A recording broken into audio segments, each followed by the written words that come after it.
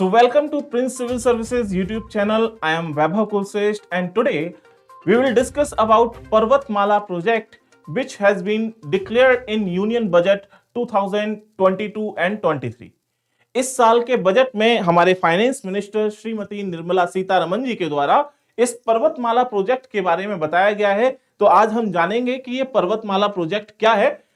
तो चलिए सबसे पहले आपको यहाँ पर एक इमेज दिखाई दे रही होगी जिसमें ये कई सारे रोपवेज हैं, उसमें ये ट्रॉलीज हैं जिसके माध्यम से आप एक स्थान से दूसरे स्थान जा सकते हैं। पहाड़ी क्षेत्रों में आपको खास तौर से ऐसा ट्रांसपोर्टेशन मैकेनिज्म दिखाई देगी।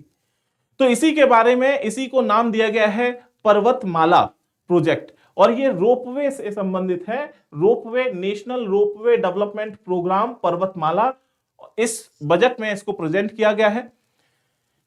सरकार इस पे फोकस क्यों कर रही है इसके बारे में भी देखेंगे। तो आपको यहां पर सबसे पहले ये दिखाई दे रहा है और अक्सर आपको जहां कहीं हमारे जैसे हिमाचल या उत्तराखंड इस क्षेत्रों में आपको ऐसे रोपवेज देखने को मिल सकते हैं और इन पे आप कई बार बैठे भी होंगे।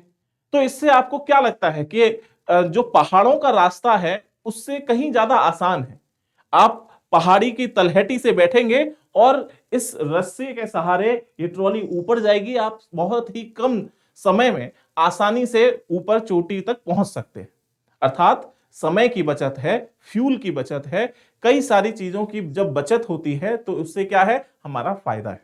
इसीलिए इस प्रोजेक्ट को भी आगे बढ़ाया जा रहा है। सो व्हाट इज अबाउट पर्वतमाला प्रोजेक्ट। पर्वतमाला प्रोजेक्ट में क्या क्या है। पर्वतमाला approach is driven by 7 engine. 7 engine हैं इसके, जिसमें road, railway, airport, ports, mass transport, waterways और लॉजिस्टिक इंफ्रास्ट्रक्चर को शामिल किया गया है।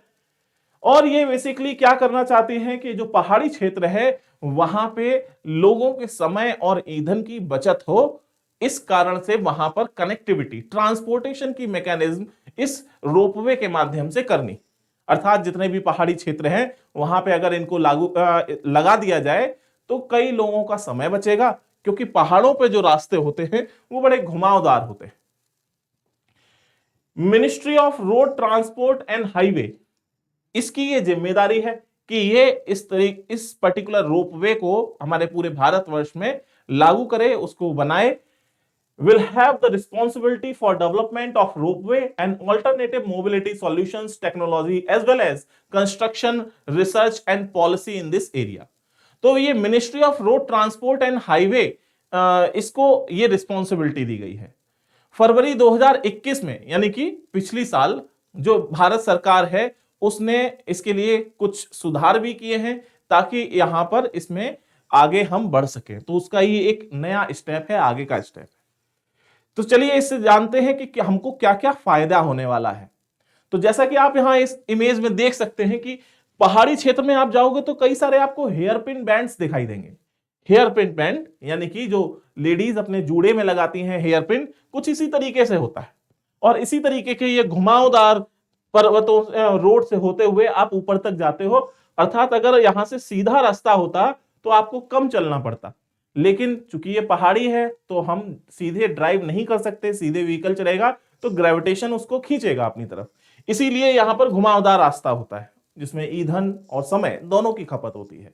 तो इसीलिए यहां पर अगर रोपवे लग जाए तो ये शॉर्टेस्ट पाथ को फॉलो करके बहुत कम ही समय में नीचे से ऊपर तक पहुंचा सकती है या ऊपर से नीचे तक पहुंचा सकती है। So this is ideal for difficult and challenging sensitive terrain. Long rope यहां पर जो है उसको लगाया जा सकता है जिससे कि हमारा समय बचेगा। तो ये बहुत सूटेबल है इस फेज के लिए। आर्थिक रूप से देखें भाई, हमारा जो समय बच रहा है, ईंधन भी बचेगा। हिली टेरेन पे जब ऐसी रोपवेज लग जाएंगे तो कई सारे पहाड़ों से आने से ज्यादा बेहतर है कि हम बहुत कम समय में, मुश्किल से 5-6 मिनट में 2-3 पहाड़ क्रॉस कर डालेंगे। तो इस तरीके से क्या है, आर्थिक रूप से भी हमें फायदा है। ठीक है। और इन्वायरमेंट फ्रेंडली, क्योंकि ये जो आपके रोपवे है ये वर्क करता है इलेक्ट्रिक पावर पे। तो इलेक्ट्रिक पावर यानी कि बिजली के माध्यम से ही ये चलेगी। तो इसमें कोई डीजल या फ्यूल हम इसमें यूज नहीं करने वाले हैं। इसका मतलब क्या है, ये जो व्यवस्था है ट्रांसपोर्टेशन की इन्वायरमेंट फ्रेंडली है, पर्यावरण मैत्री है। इससे कम धूल का इमिशन होगा, कम कार्बन का इमिशन होगा और इसके कारण पर्यावरण भी सेफ रहेगा। और खास तौर से अगर हम पहाड़ों की बात करते हैं तो पहाड़ों पे हमें पर्यावरण का विशेष तौर से ध्यान रखना होता है, क्योंकि वहां पर अगर पर्यावरण क्षति होती है तो वहां पर हमें कहीं सॉइल क्रीपिंग, मृदा सर्पण देखने को मिलेगा, कहीं पर हमें उसके बैड इफेक्ट्स भी देखने को मिलेंगे। ठीक है, तो ये हमारे कुछ फायदे हैं। तो इस तरीके से आज हमने बात करी पर्वतमाला प्रोजेक्ट यानी कि रोपवे के बारे में, कि इस बार के बजट में हमारे फाइनेंस मिनिस्टर के द्वारा इस प्रोजेक्ट के बारे में क्या विशेषता बताई गई है। तो इस तरीके से हमारा ये आज का लेक्चर समाप्त होता है। Thank you.